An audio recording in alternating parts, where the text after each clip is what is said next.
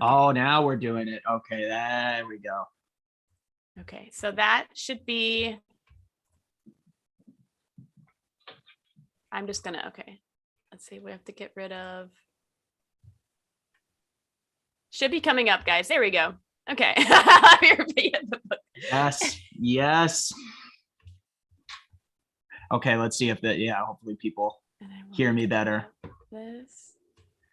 Keep vamping. Give that kid the old cane off the side. Wait a minute. I think.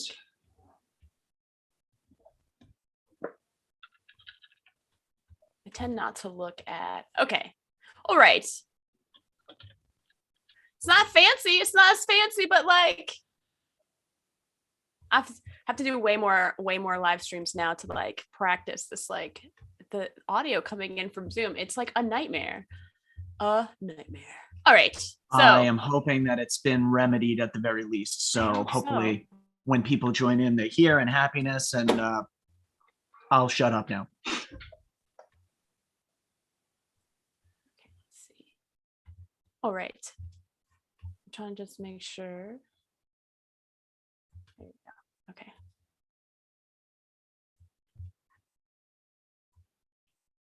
All right, we're getting back to it. All right, so I got Dan Scarpati with me. Hopefully, people will join us again. After a brief technical pause. I hope so. Now that link does not work, but that's okay. Okay.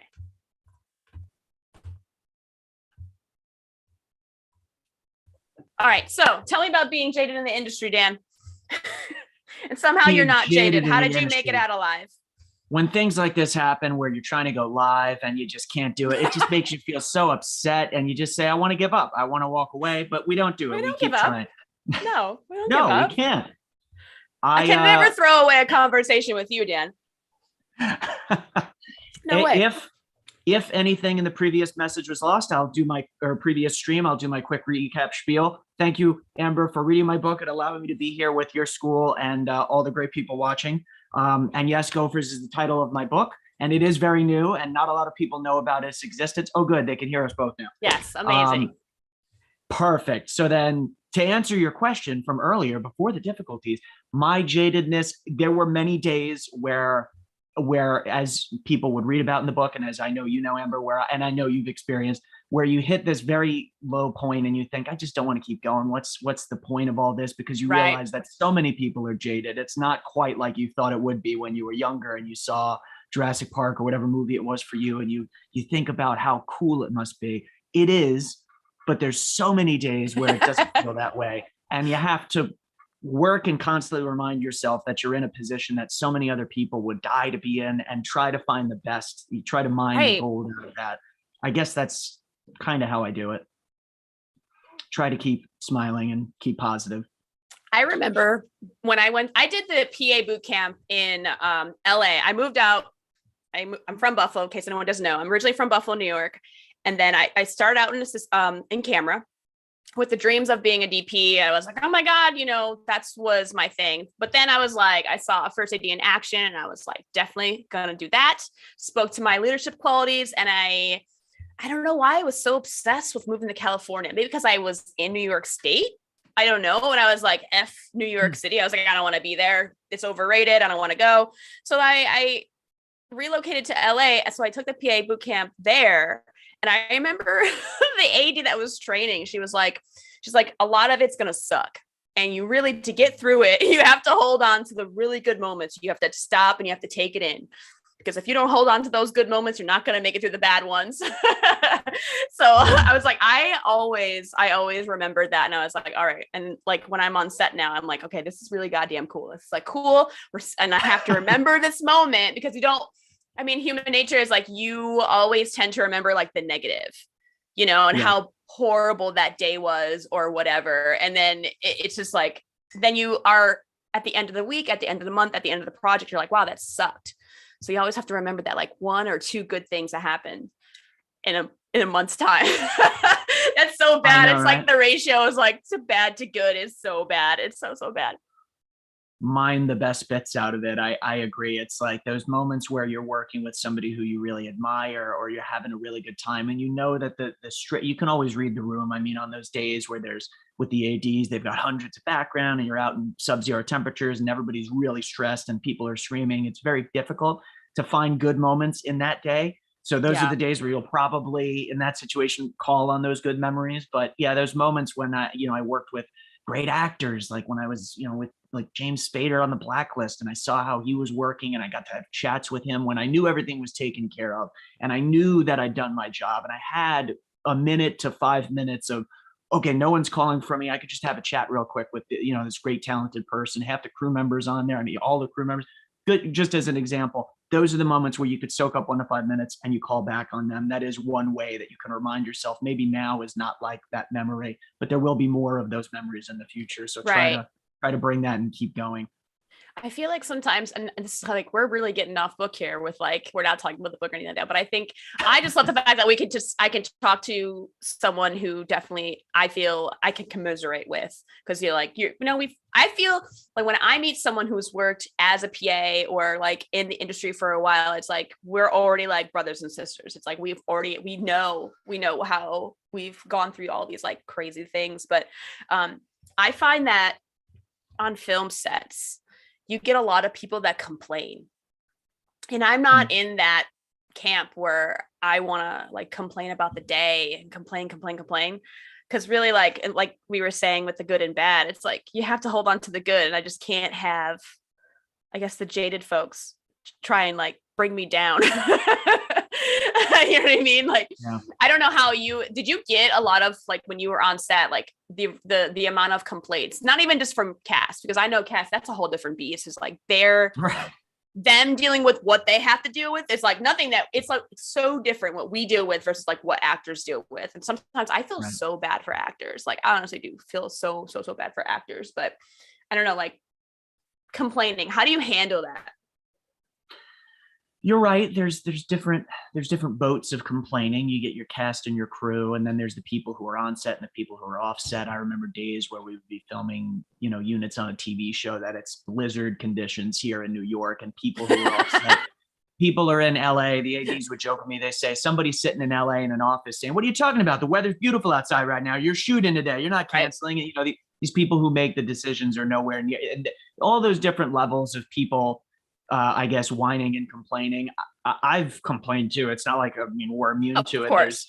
Everybody complains at some point, but in terms of people complaining to the point where they think the industry is gone and it's jaded and there's no fixing it. On every job I worked, there was at least 1 to 5 people who were really, really unhappy visually. And I would sometimes try to chat with them and say, why are you so unhappy? What, I mean, if this isn't for you, why are you still doing it? What it's like. It hasn't gotten any better, and you're many years beyond what I've done. What I would try to say that in a nice way, not be so on the nose. And they would always kind of answer back that you just get used to it at a certain point, and there's no changing it up after 10, 20, 30 years. Right. But if you're used to it, why are you complaining if you're used to it? If it's the norm, like it doesn't make any sense. I think some people stick with it because there was a sound mixer I work with who talked about and I wrote about this a little bit in my book, but he talked to me about how he had these dreams to make a feature, and he was casting actors and, making headway, but he kept doing work, and the work always pushed it back. And he was somebody who would complain just as much as the rest of us, but I would always say, well, when are you going to make that movie? I would try to grab him on the side and say, I don't know if that was going to get me a job. Potentially he likes working with me. Maybe he'll want me as a PA, as an AD, if it's an indie, I don't know. And, he would always just constantly poo-poo it. But part of me thinks a lot of the people will outwardly show you a side where they think nothing's going to come of what they're doing. And they think, oh, this is worthless. Why am I doing it? But deep down inside, I think that they know it's still not only cool that they're there, but they're holding out hope that their true dreams are going to take shape somehow. So they might show you something different than how they're feeling, which is the way things usually go in movies, isn't it? Yeah. It's kind of like, I really appreciate the people who are on set, like they're on like an everyday union set, like TV shows, but then on the weekends they're like shooting something. And I'm like, man, you guys are great. You're hustling, just trying to do your own projects. A lot of the time, they are using that crazy union money, making 45, 50 some dollars an hour to do their passion projects on the weekend, to like build their reels for like, get up there to be a director or direct photography or whatever. So, I mean, I appreciate those people, but I definitely hear a lot of stories like that too on set. They're like, oh, my feature film, I'm going to do it. And then like, I never hear about it ever again. So what we're saying here, people, is persistence and follow through is very important if you're trying to make it in the film industry. And you can tell the people, just for anyone who might be watching and thinking, oh, well, you guys are talking about making your own movie or you know, writing something, and those aren't what I want to do. I really want to work on set. You can tell those crew members who really love the position that they have. Yeah. I'm reading this book by Annie Atkins now, who's Wes Anderson's one of his graphic designers. She's the department head in the graphics world, and she talks so passionately about graphic props and designing them and researching to design them. And I could read in her book, it's clear to me that she might want to direct something, she might want to write something. She loves being a specific crew member. And there's people, I'm sure you know, Amber, who love sound, who love production, you can always tell when somebody loves the job they do so much that they're not jaded. They love that job. They just don't want to do anything else beyond it. If you're one of those people, get on set and try to stick with it and grow, and that'll work for you. But if you have dreams or ideas or goals outside of just being a crew member, you got to fight to keep those alive. You got to fan those flames every once in a while. Otherwise they will go out. Yes, this is very, very true. And then a lot of people ask me, like, how do I do beyond film school and work on set at the same time? And I'm just like, because I want to, you know, because I like making the videos, because I like, you know, helping folks get into the industry. And like, I love doing my set PA classes, but like, I also like working on set, but I will not let one overtake the other. And it's kind of like, you have to just make sure you don't let it die, whatever side that is. So I'm going to bring it back to the book. So why did you write that book? Why did you write this book? Why did I write this book? I have asked myself that question many times over the years that I was working on it. Why am I writing this? The truthful core goal of it is, when I was in college and I was looking to go down this path, I was in Macaulay Honors College at Brooklyn College, and I double majored in film production and TV production. I got a little bit of both worlds. I made a lot of connections and contacts and friends with professors and friends. I did open houses. And when I started working in the industry, I started working as a PA, I would get calls or requests to come back and speak with people. And I would constantly hear the same questions over and over again. You got a job on set? You're working on this big movie or this big TV show? You worked on that commercial? You were on the VMAs? What? People didn't understand that it's achievable. It seemed so foreign to them. And I would always get the same questions. What were the first steps? What is it like? What's the hierarchy? What do you do beyond getting coffee? What everyone knows. What is a gopher or a PA or a production assistant or a runner? What do they really do? And there existed a few other books that I was aware of. We talked about this briefly before our stream, but Caleb Clark's original kind of PA go-to handbook, right? That I worked to fit my, make my book small enough that you could roll it up and fit in your pocket. But Caleb's really fits in your pocket. That's why I call like Caleb Clark the original OG for like the OG of like PA books. I'm like, I always have to include it. I always have to include it. His was at the time, the only one that I was aware of intimately, but I knew of a few others, and the ones that I did know of, they were very textbooky. And when I sat down to read them, and when people told me they read them, I always got the same feedback of, they could see that being in a college class. This other PA book of the other three or handful that existed, I didn't know of anything that not only didn't read like a textbook, but also talked about not just film or TV, but other arms like new media. At the time, new media has since blown up, and now Amazon and Netflix, they're all part of the industry, film, TV. It didn't talk about the cons either. A lot of these other books didn't really dive deep into the bad parts that I think people should know going in, what they are and what to expect. So that way, what to look out for, what you want to avoid, or when you're encountering something, you know how to handle it. And I share the experiences that I handled in there, and I hope that it helps people out. So that was always the goal, to shed more of a rounded light on all the arms that a PA could work in, not just this is how film in New York works, or this is how TV, touch a little bit of everything. That was the goal. Right. So how long did it take you to write the book? I'm curious about that. It was a rolling process. It was a course of years. I started writing down little PA lessons that I would pick up to myself back when I started out as an additional PA. And I'm sure everyone here knows, but additional PAs are the PAs that will come on as day hires, so to speak, or daily hires. They're not on for the run of the production, whatever it is. There might be just a particularly busy day. And that's how I started. I was an additional PA on a few different shows. So I would write down notes to myself. And then I found myself repeating those notes back when I did open houses at college. And when people said to me, what's a cool lesson that you learned? And I would always, say back, like, never say no, always say, I'll find out. Little things like that. Right. Like, I don't know. It's like the curse. Don't say I don't know. Right. Like, no. Or yes, I'm sorry. That's I said, no, I don't know. Exactly. I don't know. No, I'll find out. It's better because it shows that you're willing to go out there and get the answer. You're not just going to blow it up and say, I don't know. And, walk away. Right. Yeah. You know how important that is, but little things like that. The list eventually grew so long that I thought, has anyone written a book about this? And like I was saying earlier, I found out that a few existed and they just didn't do this style that I thought that I could do, that I could bring to the table, in a sense that it reads like we're kind of having a conversation. That was the way I wrote it. It's more conversational. And then I just kind of sat down and started collecting everything in a big long Word document. And this was, probably in the earlier 2010s, like 13 and 14, I was listing things out while I was still in college. And then when I graduated college and I started working, that's when things started taking more of a structure. And I actually started writing out chapters. And then in the build up to the pandemic, we didn't know at the time, that was about when my PA days were ending in 2019, 2018 through 2020 is when I worked my final PA jobs. And then when the pandemic hit in 2020, that was the time I needed to actually say, okay, now I have the chapters, I have the structure. Now I'm actually going to write it out, flesh it out, get the graphics. So long story short, probably over the course of 5 years to go from initial paper concept to here's the book. Right. I feel like that's a little like refreshing for me to hear, because I feel like everyone's like, oh, well, it's like do your outline and then you just write this book in a couple of days. It's like, what the hell are you talking about? Where it's like a real long process. You have to like think it like really like think it out, outline it, because I feel like you're writing a book that quickly. I don't know. Like it's probably not got to be that good. I mean, some people can do it. Some people are really skilled at it. True story. The other thing I should mention is I said, let me try going the agent route first and actually trying to get my book with a publishing house. My initial goal was not to self-publish. It was to try to see if there was interest in a book that was, again, it wasn't like a textbook. It was more narrative that had a story in it. Right. That's the way I wrote it.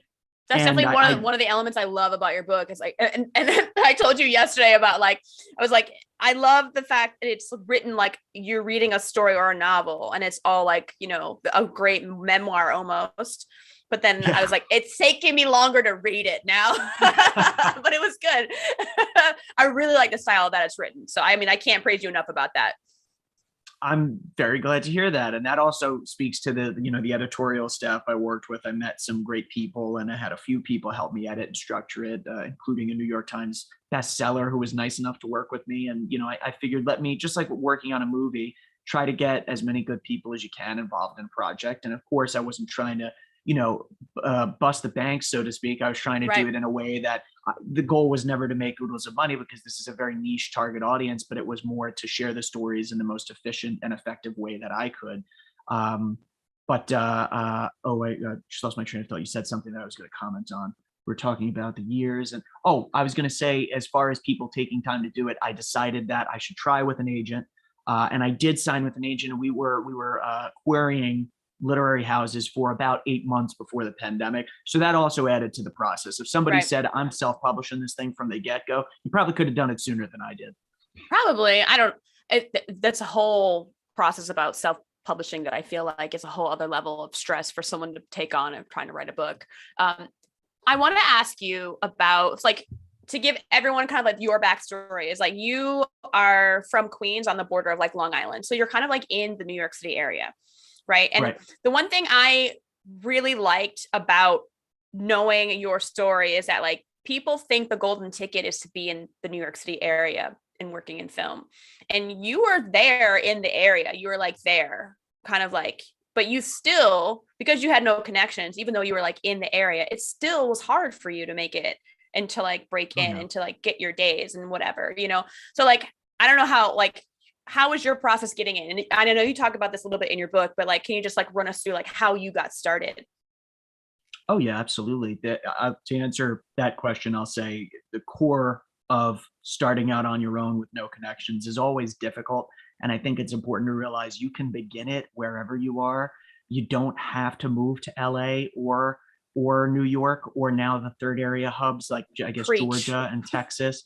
Yeah, I mean, you know this. You can do it wherever you are, and you can do it with no crew. You could do it with a few friends who are willing to help. It depends on what it is you want to do. Again, if you really want to be a crew member, if you really want to be, oh, I don't know, Ridley Scott's first AD, that's your goal, and you want to do that specific job, you're going to have to go to a specific place to get that done. You know, you're not going to be able to do that from home in Minnesota. But if you just want to work in movies, you don't need to go any specific where for. Even in New York, I live out in Queens, so right near the Nassau County border. And for me, it was not easy to find the first set to walk onto. It was a lot of looking at the sets. That, you know, the one advantage that I had was I would see sets filming in New York all the time. So I could go up to people and say, at the time, I didn't know to say this, but you would say, is the key PA around, or is one of the ADs around, maybe the second that I could, you know, ask if they need an additional PA, because I'd love to do it. And you could just approach people that way. And that was one way that I found a little bit of work.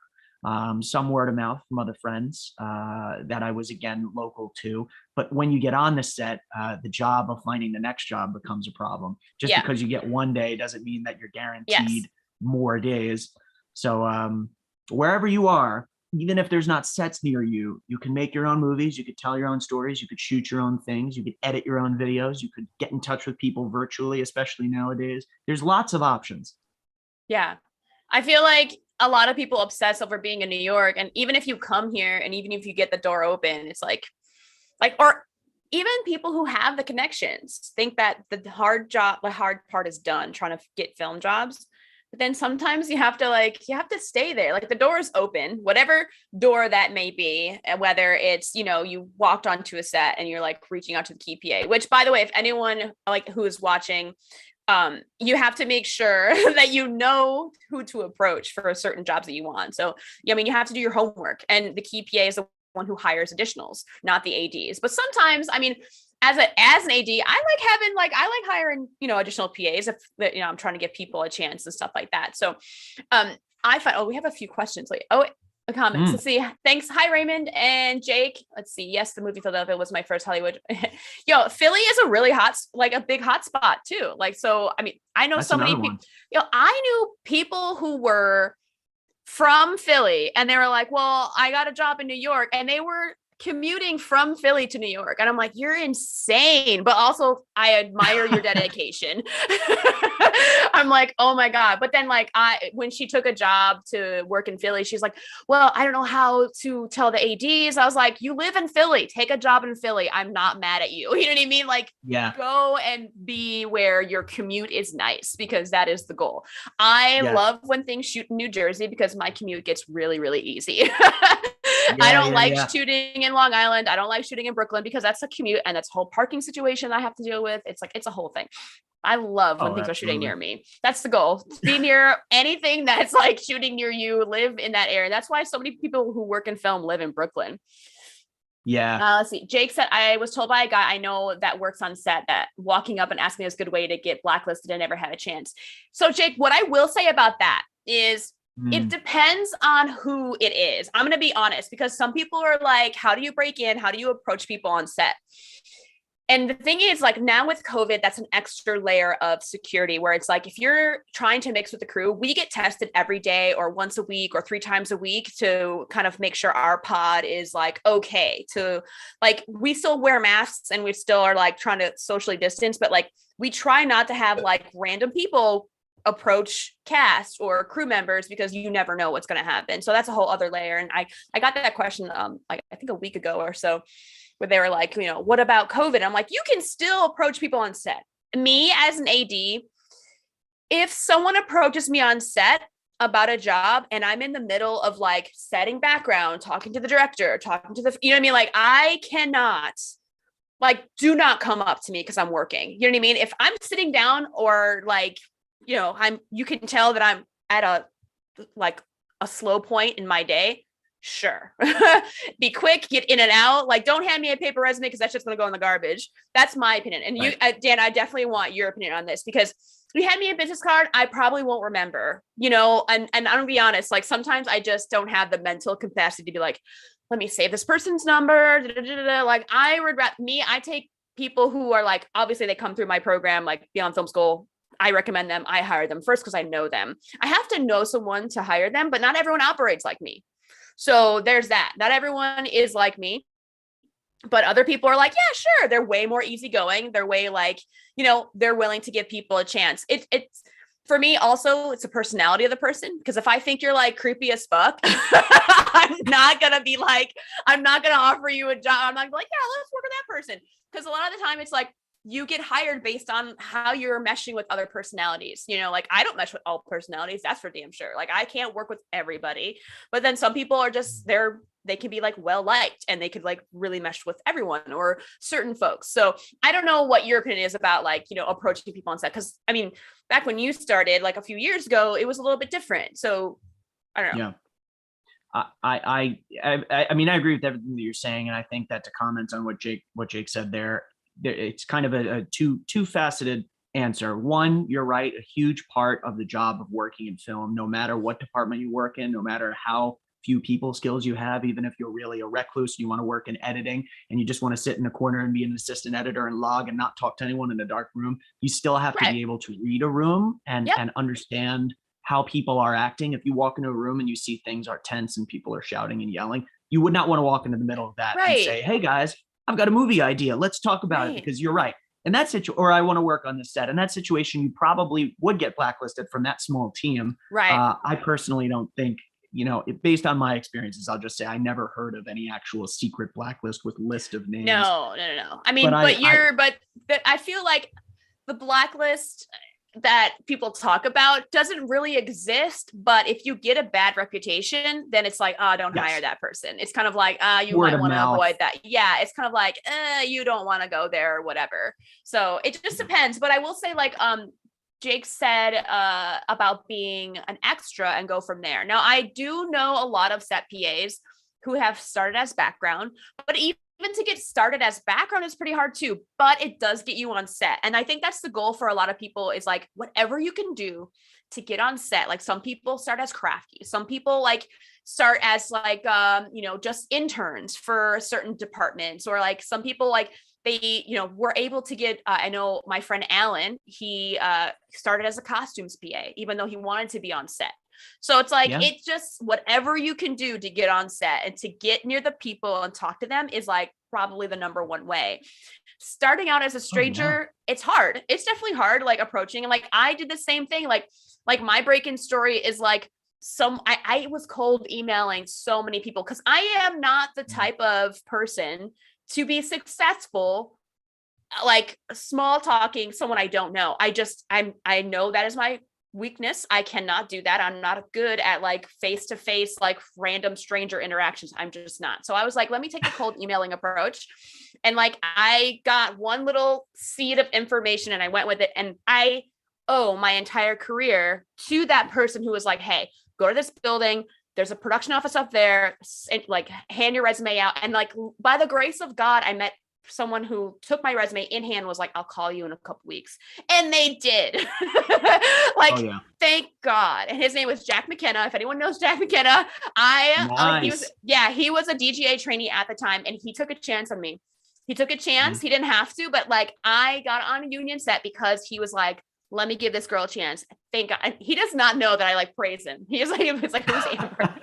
I'm sure. You still work with him? Every now and then I do see him around, but like it's been a few years since I've seen him on set, but I think he's a key second now. But like when I see him next, like, just by the way, like I owe my entire like AD career to you, just so you know, like I really do. And no big deal. Right. Like he's gonna be like, what? Like I have no idea. And then I'm going to show him the video I made about breaking into the industry. No, that's absolutely, it's incredibly important to find somebody, find a mentor. You don't, always need to, but it certainly accelerates the process when you find somebody Yeah. willing to take that chance on you and who can understand where you're coming from and commiserate with you. And again, to briefly comment a little bit more on what Jake was saying about being careful about how you go about finding those first jobs. If you make it known that you have an idea, you go in somewhere and you say, this is what I'd really like to do. Whether you wait for someone to come talk to you, which might take a little longer, or you've read the room and you go approach someone, as long as you're clear about what it is you're interested in. I've never seen a situation where I've been the key PA when PAs have approached on the street and said, hey, are you the key PA? I've got a resume. And if it's a bad time, I'll say, leave your resume over in the honey wagon, or, go talk to someone. I'll delegate that to a PA. I've never blacklisted anyone. I wasn't in the position when that happens to me, I'm always like, I appreciate the hustle. I'm like, don't really want to talk to you right now, but I appreciate you trying to like work at this. Like, I appreciate that they're like putting themselves out there. So I might be annoyed at the moment, but I'm like, in the back of my head, I'm like, respect. And there's too many success stories from people. I've read countless books where everybody from Jenna Fisher and Terry Crews to one of my favorites, I got it on my desk right over here, Rob Rodriguez, Rebel Without a Crew. Oh, I read that book. Oh my God, I loved it. Jesus Christ. This is a great book if you haven't read it. It's not only about making your own feature, but it's like about the ins and outs of, it was obviously written in the 90s, different time period, but still so much applies in terms of the human elements. He just showed up at places with his movie and he just did it enough until he got a chance. So that's part of it sometimes. I do like to say that, because anybody who says you're going to get blacklisted, don't do it. I would personally, I would stay away from those people, because I think they're just shedding some of how they feel. But and like that's like that negativity. And like, here's the thing is that like, I feel like I said this in one of my 10 days of tips, like my PA tip 10 days of thing, like playlist that I did last year, I think. Oh yeah, last year. Wow, it'd be a year ago. Oh my God. I talked about persistence. I talked about like, if you're going to quit, and Raymond is endorsing us with this, it's like, he's like, just don't give up. You can't give up. You got to keep doing it. Because if you're just going to like, I mean, I always say in this industry, it's all about like getting friendly with rejection, getting used to it, because it happens all the time. You're not going to get like told yes. You're not going to be given anything you want. You have to work for it and like, just like move on to the next. And sometimes I take like, if I was rejected or I didn't get a certain job or whatever, it's like, it's not meant for me to work with those people. It's really just not meant for me to work with them. And then I'm kind of going through a same situation where I'm finding out like me moving up, and, since my DJ book got accepted, and I'm like, that's the next step for me. It's like, I know, right? So I like, can't believe it's happening. It took so long to actually do that.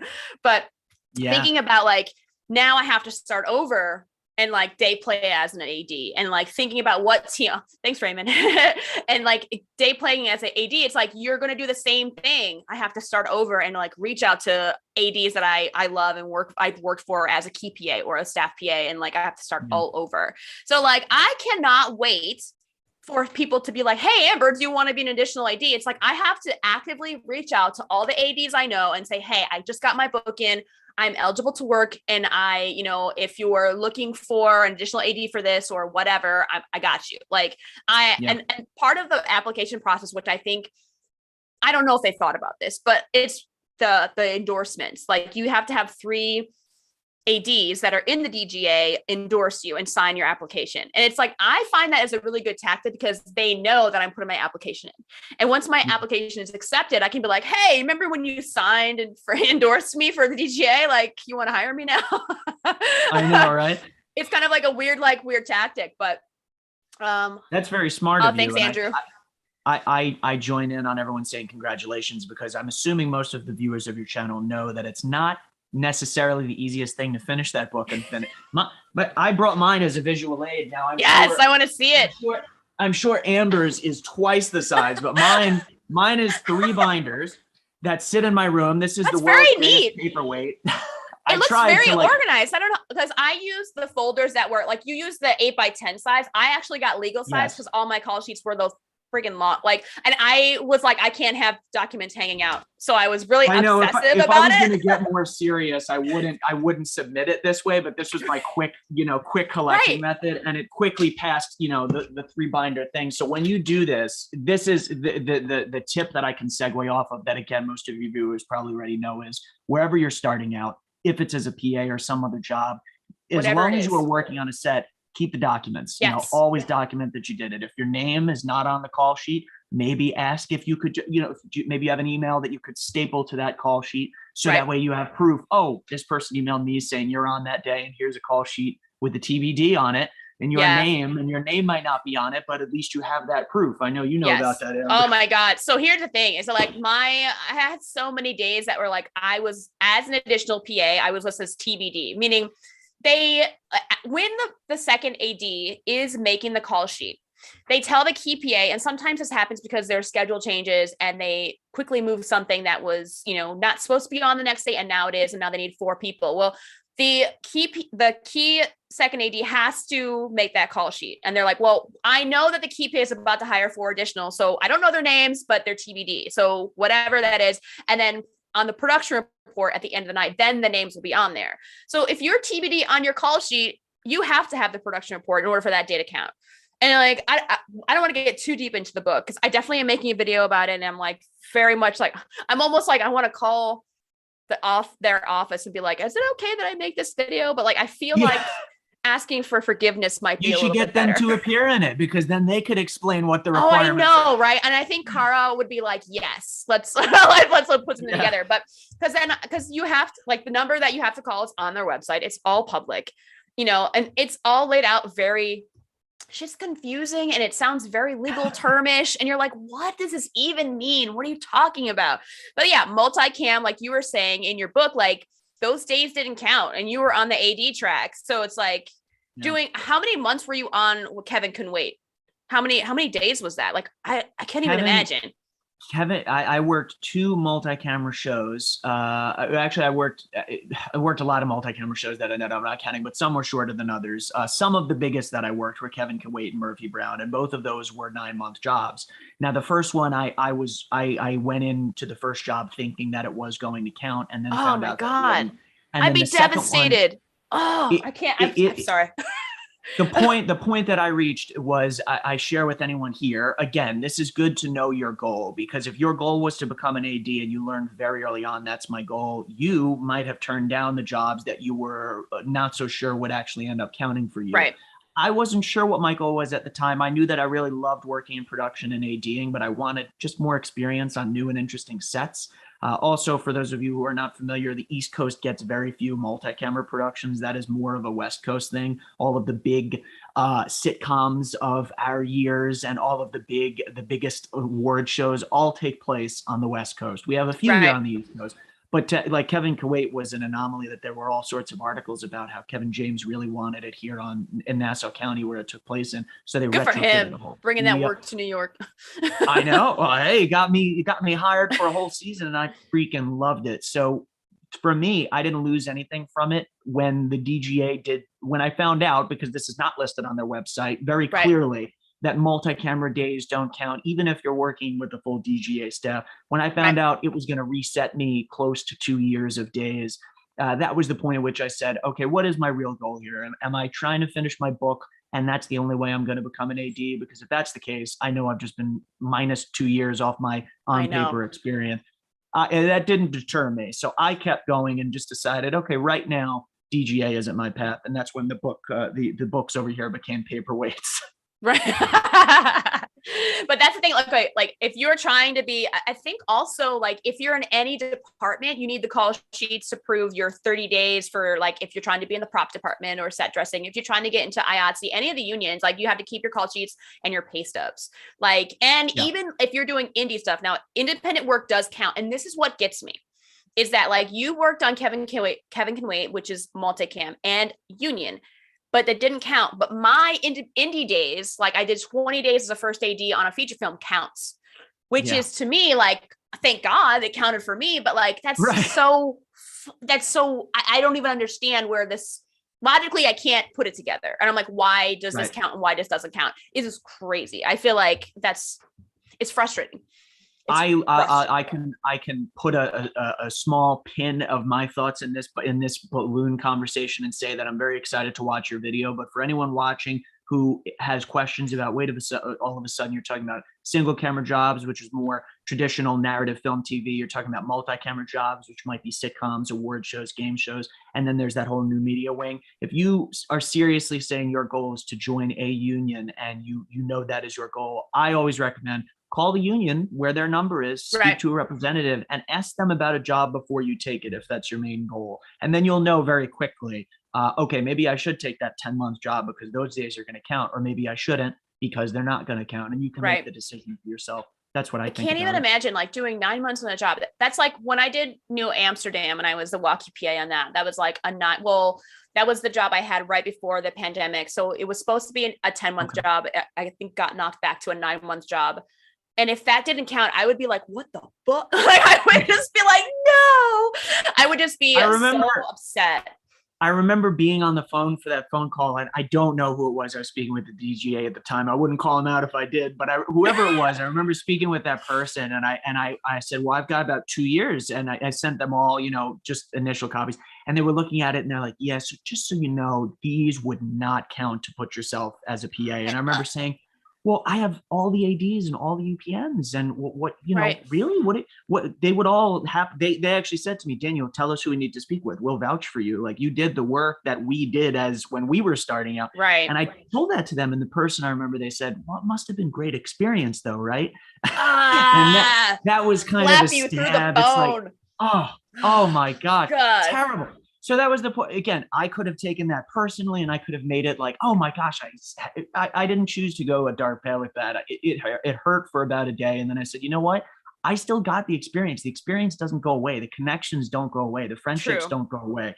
And that was the thing that mattered the most. I know that's, if I cared more about counting, I would have been devastated. I was still at a point where I'm like, that's also, I got to write about it in my book. I got to share all these diverse stories. I think it made the book, the stories I have to share, and hopefully the director that I'll be in the future, much better and well-rounded than had I not done those jobs in the first place. Right. But I will say the flip side to that is I remember talking to, I think when I got my first staff PA job, talking to the second, he had just become a second. Like that was this, like, I think he was in the union for a little while. And then this was like his first like daily second job. And he was very happy to be there. I remember him saying like, he goes, Amber, when you get your first, your first DGA check, you're going to fall on the floor. I'm like, I can't wait. And he said, he's like, when you go from like the PA pay to the AD pay, like, holy hell, it's like, it really is life-changing. And I remember being on the phone with the people at DGA. They're like, this is life-changing for you. Congratulations. I was like, oh, God. I was like, wow, like they don't even know who I am. And they're just like, calling to check on my contract. And I was like, oh my God. But what I was going to say is that second, he was saying like how he got his 600 days. He's like, I remember getting to 600 days and I wasn't ready yet. Where it's like, sometimes you do all the stuff. And they say, if you want to be a good DJ AD, you got to do every PA position. Paperwork, which if anyone's watching from LA or anywhere outside of New York, paperwork PA does not exist outside of New York, which I feel like is insanity because it's such a good position to learn the PR, learn how to talk to the office. Like, it's such a good position. And it's like, I don't understand why it's not a thing, but they make the ADs do the paperwork and everywhere else. So you have to do paperwork, background helper, background runner, first team runner, key PA, walkie PA. Like, you should be doing all of those things as well as being an additional, because additional responsibilities are way different than staff PA positions. So you have to do all of those things. And he said he had done every position like twice and he still didn't feel ready. And I'm like, and then that's important. And a lot of people, when I did my last video about what they don't tell you, which is actually going to be up Wednesday, what they don't tell you about being a PA is like, one of the points I make is that you have to take your time. Like, everyone's so like, okay, you have to hurry up and get in that position. Like, you want to be a director, or you want to be an AD, you have to hurry up and do those days. And it's like, it probably wouldn't have been bad if those days didn't count, because you knew that you wanted to do that, which is kind of like a blow. It's like, oh God, like, but then also like, did you feel like you were ready to step into the AD position too? I mean, you could have, but some people might've been like, I got those days. And it's like, I'm not ready to be an AD on set yet. And some just gauging, like, are you ready for that leadership role? Because some people are built for leadership. Some people have to kind of train themselves to be in that leadership role, which I don't care who wants to argue with me. Being an AD is definitely a leadership position. I don't care what you think this is. Some people are like in denial about like how you need to work on your leadership skills when you're trying to be an AD. Even as a PA or even a key PA too, because they're like managing a whole team of PAs. But yeah, I think being ready. You need to be able to communicate efficiently. You need to be able to go up to people. There were many times bogeys on the street, as we call them, or, people who are not members of the production. You need to be able, any AD worth their salt, if somebody's walking into the shot, they're not going to stop, look at the person and grab a PA and say, go talk to, if they're really skittish, they might, but most of the time, anybody who's there, you have to be able to just talk to people and communicate efficiently. And I think that's important for being a good leader. You're absolutely right about that. So better than most people, to be honest. Oh my goodness. Oh, Raymond, I want to say he has a comment. He said the ADs. He thanked the ADs and said we're like the backbone. I'm like, oh, thank you so much. Sometimes I get those people on set who are like, Amber, thank you so much. You're doing a great job. I know you don't get thanked. And I'm like, it's like they're almost pitying me because I know like no one thanks me for for my work. And I'm like, thank you. That's a good point. I had actors over the years. It would always seem to be the actors are the people who are the most seasoned professional actors come up to me as a PA when I worked first team on different jobs. And they'd always say, I know you don't get it enough, but I want to say thank you for all you do. You're making my life so much easier. And it would make me feel good, but then I would always feel like, all right, don't talk down to me. I don't want your pity. Don't patronize me. There was a piece of that there. So if anyone, I definitely want to open up, if anyone has any questions, thank you for those who have been commenting, Raymond and Andrew and Jake, thank you so much for commenting. Because some people are like, watching, but they won't comment, which is totally fine. But if you have a question for myself or Dan, we're happy to take any questions you have. Because now we're reaching like an hour. Well, I'll say 45 minutes because the first 15 minutes didn't count in my mind. It didn't count. So yeah, we'll definitely take your film industry questions. In your book, I think that you did such a good job with like being like such a warm vibe. And I feel like a good takeaway is just kind of like carrying that to set. And I don't know if that was your goal for people to kind of like have that, like, I guess maybe I'm not articulating this right, but like taking that like niceness and that like warmth with you to set. Because I'm hoping that people get that when they read this. And I think it's important because everyone can be a little, I always said that there are PAs who take themselves way too seriously. And then there's like a coldness, like they have to be like harsh or tough. And I feel like you definitely showed like a softer side. And that's like so undervalued, I feel like.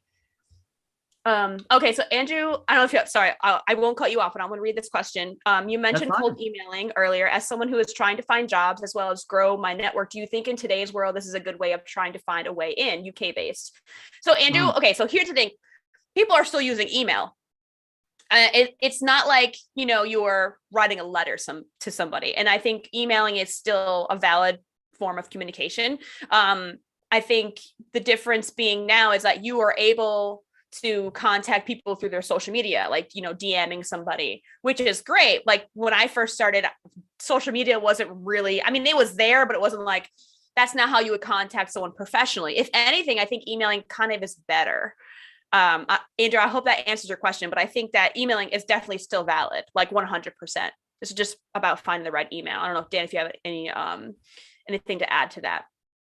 I do. And actually, if you see me looking away and clicking on things, that's because there's a few links that I found out about. Actually, there's a UK program that I've been trying to learn more about. I'm just going to share it in the chat because why not? You ever hear of Hit the Ground Running in the UK? Yes, I have. I listed them on one of the posts. Their like PA program that they have there. Yeah.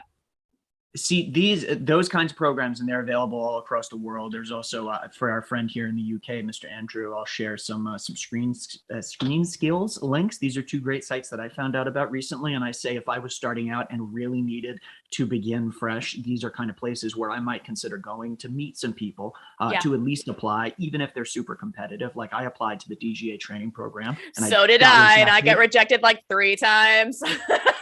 You and I both have to frame our rejection letters on the wall. I still have mine for that reason. Oh yeah, mine was it was the bookmark in my Gofers editing binder. It was what I would use to always refer back to things. And I would say rejected. All right, right, and it right. But wherever you are, to comment on what you were saying, not only cold emailing and cold calling, but I saw other people, I think it might have been Raymond, but people were saying, look at local film offices and try to get yourself in touch with Yeah, somebody Raymond. Yeah, I definitely wanted to comment on that. Yeah.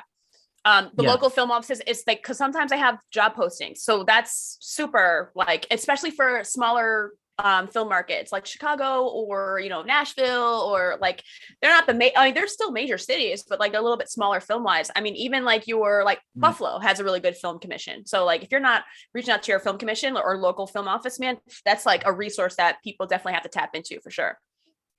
Oh, absolutely.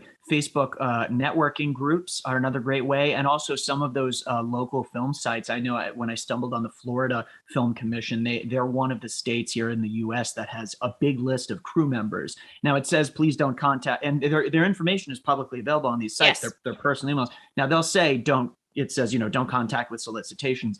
But if you find a few people who maybe you look at their reel and there's something that speaks to you and you want to compliment them, what I would do and what I have done in some cases is find the email address, send me an email, start out with a compliment, say, I just happen to see your stuff and I want you to know I'm a big fan of what you do. Then you could segue into, if you're shooting something and your production needs a PA, I just want to put it out there, I am available.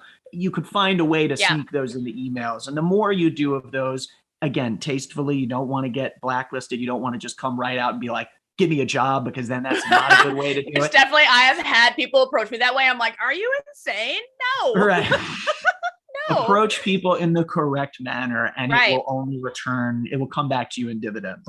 Yeah, one of the videos. Oh yeah, when my video where I talk about breaking into film and the things you can do to break into film if you don't know anybody is, I say, take your favorite movie or maybe like an indie movie that was shot near you, go on IMDb, find the names of crew members, find out what their emails are, because sometimes their information is public and you can find out like what their Twitter handle is, and reach out to them, be like, hey, I want to be you one day. And that's exactly what you said. It's like, start with a compliment. It's like, flattery, I'm not saying it, I mean, it is a tactic of seduction and manipulation, but like, also if you're being sincere and you're like, I admire you, how do I become more like you? Like, what can I like take from, just like give me some advice, or like, can I learn from you? Can I shadow you one day? Like anything, like really.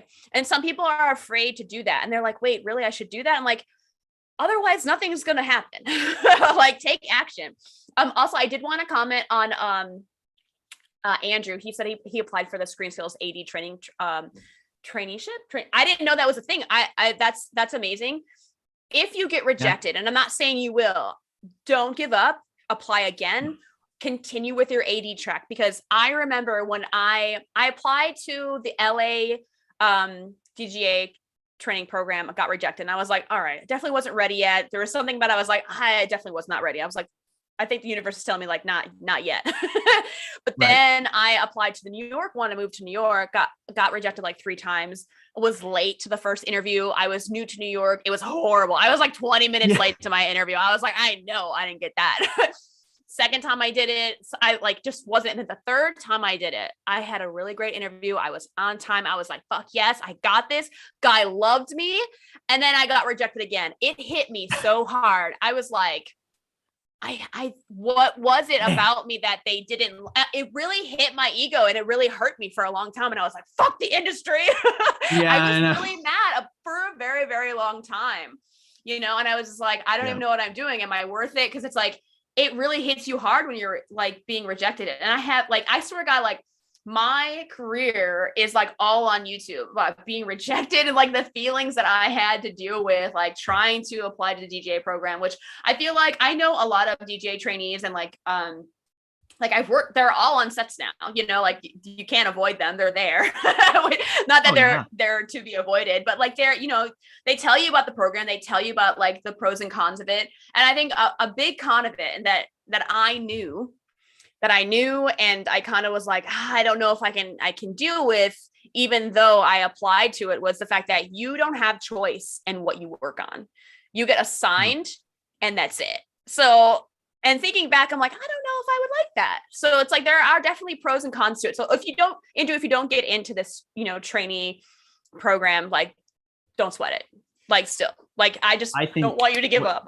Don't. what you just said, Ember, is immensely important because as a very quick follow-up, I personally did not like the idea of it. I liked it at the beginning, but then I did not like the idea of being assigned to jobs with no say because I had a close friend of mine who she applied the same time that I did and got accepted, and she was sent Oh wow. overseas. They sent her Holy on an crap. away job, a feature film that was filming, I forget what European country, but it was overseas. And I remember thinking, wow, see, that's awesome. That I would love to do. But there's no Right. guarantee that you're not going to get assigned to some tiny little job that you might not really want. If you saw a list of jobs, it might be your last choice on the list. Right. Now, again, pros and cons, you're getting the work, you've got it guaranteed. So that works for you. But you might find that if you're more comfortable doing some cold calling, or even as soon as you get on one set, if you're comfortable chatting with people at the right times and in the right places, you might find you enjoy more picking and choosing jobs and living a freelance life than you do being assigned to things. Yes. That's what I can say about that. Some people don't like the trying to look for jobs and not knowing what they're going to be working on, what their year looks like really does bother some folks. I love that. I have no idea what I'm working on in the summer. I know that I have a job from mid-March to June to late June this year. No idea what's happening after that. And I love that. Yeah. It's so much variety, but some people are like, people get real worrisome and anxious, right? Like what about health insurance? Man, let's not even get started with health insurance. I don't even know. I don't even know how I'm surviving.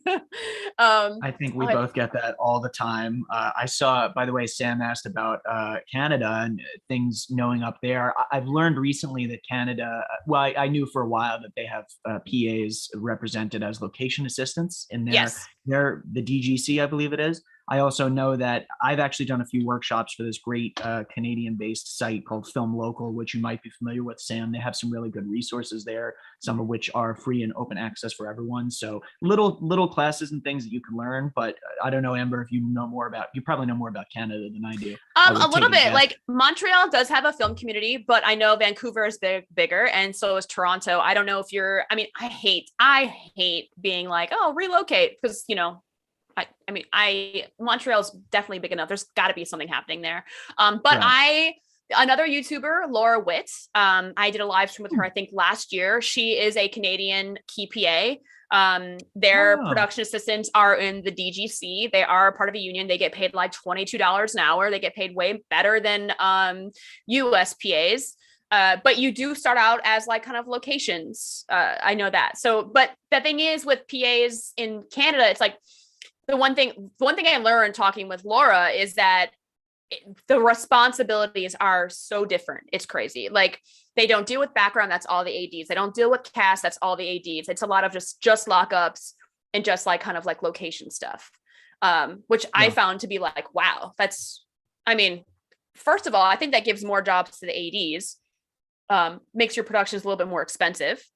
Because if if all the ADs are handling all the things that PAs would handle in New York, that just means to me that like New York is like some shiesty ass shit. Like they're like willing to like make PAs run like really big responsible type stuff.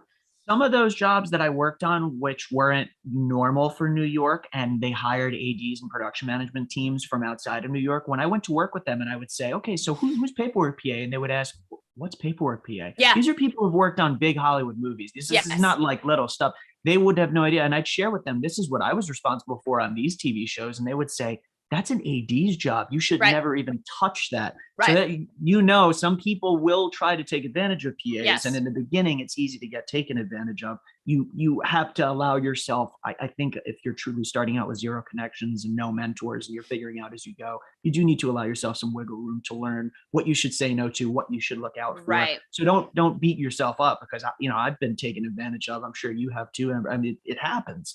Yeah. That's the industry, as sad as it is. And I worked on a job, let's see, October, I was in a job, right? September. I can't even say the company because I just feel like it's just messed up what they did. It's like, I was a paperwork PA / first team runner. I'm sorry, but that's a base camp AD job. That's a lot. They got me to do that job and I quit after 2 weeks. I was like, I'm not doing this job anymore. I'm like, you guys are taking advantage. You're not paying me. Like you should be paying me AD rate. Like this is a job for at least 2 PAs or 1 AD. And that's crazy. Like you have me and they're like, oh my God, Amber, yeah, the PR is so wonderful. You're so great at your job. I'm like, yeah, well, pay me more because honestly, this is trash. And I was working 18 hours. Yeah. Yeah. I'm like, I was doing 18-hour days literally every day because I was running first team. I was the first one in. And because I had to finish PR, I was the last one out, so like literally 18 hours every day. And I'm like, no. So, I mean, the only one I apologized to was the key second that, I was hired by the second because they didn't have anyone and no one wanted to do that job. And I was like, fine. I mean, I'm just getting off this job in Atlanta. I'll totally take it. Whatever. I'll do you a favor. And I quit because I was like, I'm being abused here, but I'm not going to I don't need this job. I did this to you for a favor. Like, no way. I'm not doing it. But then they ended up screwing over the key second on that job too. So just can't it really endorse stuff like that. But I will say this, New York PAs who are trained in New York, I feel like almost have a leg up because when they go to another area like Atlanta or Chicago or whatever, they know how to run background. They know how to do the PR. They have a little bit more experience. So it kind of makes them a little bit more not valuable, but it's like we have the experience. And like when we get into that position, it's not going to be as jarring for us because when I worked in Atlanta, the second just moved up from being a key PA in LA, got hit with the PR, got hit with all the responsibilities, never did a PR in his life, never did a PR. He was struggling and I felt so bad for him. And I was like, this is what they make the ADs do. And it's like, that's now your responsibility. But even though you've never seen a PR, you've never touched it, now it's your responsibility, which I find also kind of weird, but I worked with PAs, Amber, you might know, but I worked with PAs who only ever did days as background helpers and first team helpers. And I wasn't there when they put their books in, but I heard stories from people who were, and they put their books in and they didn't know how to do half the other jobs that they were supposed to be doing. People might have hired them because they made friends, say they made an AD who really believed in them. They might have gotten that first job as an AD, but then people quickly realized, oh, wow, there's a lot that this person didn't learn by not doing all the PA facets. And I could, again, kind of segue into a little piece from my book where I tried to start each of the chapters with a quote from somebody who's not me to get some varied voices in there. So there'll always be a quote at the top of the chapter. Yeah. And one of them, love it. Oh, thank you very much. One of them that I think is important for this discussion right now is, not everyone here might know, but Mr. Rogers, Fred Rogers, he started out as a gopher. He used that word himself, but he started out as a PA at NBC. And he eventually reached the point that he was with Mr. Rogers' Neighborhood. And he had a great quote that I always love sharing with people. He said, you learn a lot of lessons as a gopher, and they're mostly about human relations. The other things don't matter as much. I think it's important, 100%. Raymond keeps saying this business is not for shy people. There are ways to make it work. I think that, I was shy. I was about to comment on his. I was like, wait a minute, Raymond. I did a whole video on introverts and I definitely wasn't in the business for small talk or whatever. It took me a minute to kind of be because I think shy and not even warm up, but I needed to find a way to be sincere and try and vouch for myself at the same time. Because I'm not, I mean, if anyone knows me who on set, if I don't like you, I don't talk to you. If we don't get along, you will know. I will be civil with you. We will do our job, but we're not going to have hey, how was your day? No. We don't do that. It's good morning. Let's do this. But I'm not like that with everybody, and I mean, it takes a lot for me not to like you. Now I'm all right, I'm way more empathetic and open-minded. But when I first started, I was I'm not going to try and be your friend if I don't like you. I'm not trying to fake it. I'm not into business to fake it. So I guess I was shy, but I definitely was I fucking hate people sometimes, it takes so much energy out of me. I'm a true introvert. I love being by myself. I'm that solo traveler type person. I love it. Yes. But trying to find your way on set, I knew if I'm not talking to people, I am going to get no jobs. No one's going to get to know me. No one's going to find that they like me. So it takes talking to people. And that's true. But I feel you just have to figure out a way to be sincere, and not to feel you're trying to manipulate people. And I feel that's for shy people. It's once a shy person gets to know another person, they're not shy anymore. So it's about just trying to tap into that feeling of okay, this person and we have a thing, and now I can grow from go from there. So I don't know, not for shy people. I feel damn it, Raymond, I don't know if I like that. I was going to say, I wouldn't discourage, just like you said, Amber, I wouldn't discourage somebody who says, I'm really shy. Oh, I guess I'll never succeed in this industry, because there's too many stories. I mentioned Jenna Fisher earlier in her book, The Actor's Life. She talks all about how, being a shy person as an actor is even more difficult, because you have to bear the soul of the character. You have to do so, and learning to understand that. I believe that those interpersonal skills are things that you can develop by being on set, and you can get more comfortable with over time. It's not necessarily something you need to come right out of the gate and say, I'm ready to go all across the board. I've got everything down. You can adapt, and you can learn and go as you grow as you go, so to speak. Right. Also, I will say, like, there are a couple of my trainees, like one in particular, Michelle. She is very great at her job. Whatever you give her, she will do it. She's super efficient. She's great, but she's quiet. She's not about, like, she's not exactly an extrovert. She is not like, but she is very good at her job, but she doesn't need to, like, she doesn't need the gift of gab to keep getting jobs. She lets her work speak for her. And I think that's a really good point that needs to be made, because it's like, you don't need to be a chatty Cathy to make it in the industry. I know so many people like that, where, like, another trainee of mine, Ashley, she's super quiet, but she's great. I love having her on set. So it's like, you don't need to be a total, like, obnoxious extrovert like some people think they need to be in film. Like, no, not at all. If anything, I feel like more introverts need to be on set. Like more more people who keep to themselves and don't scream at everyone else. Wait, speak freely. Oh yeah, we have to warm up the people. See, look, since it's a fellow introvert, shy person, exactly. We can't just be like, wah. I feel the same way. So it takes a while sometimes. I mean, you go through interviews, you go through cold calling, you go through working on one set, and you feel like, I didn't learn anything on there, and you talk yourself out of working in another set. But then the next week you go back to work. You go through those motions, and eventually, once people see that you're good, the work will come to you. As long as you are doing a good job, even if you don't talk to anybody, if you get noticed by the right person, which is an if. It is an if. If you don't talk to anyone, you might not get noticed. But all it takes is that one person to notice you. You don't have to ever open your mouth, and then all of a sudden you've got work. I will say this about, like I mentioned Jack McKenna, how I got my resume into his hand. He got me onto that random pilot that no one saw, like it never saw the light of day. No one ever saw it, but I did like 15 days on that show. And then from that show, and I was quiet. I was very, like, immature. I had a bad attitude. I was not the best person. Of course, you're in your 20s. It's just like, you're just not tip top yet. It takes a while, early 20s, where you're like 22 and you're like, I own the world. You have that type of attitude. But, like, I got to really get to know one of the other PAs. He was a background helper, I believe, at the time.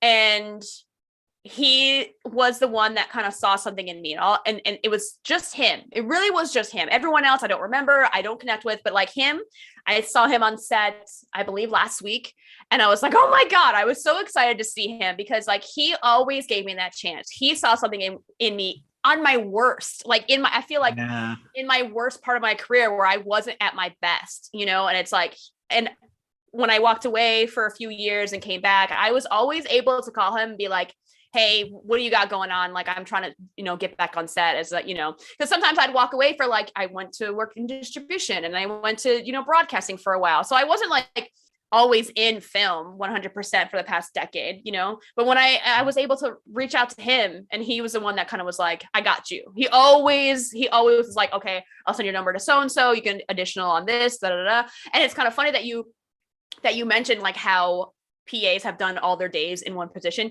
He did all his days in background.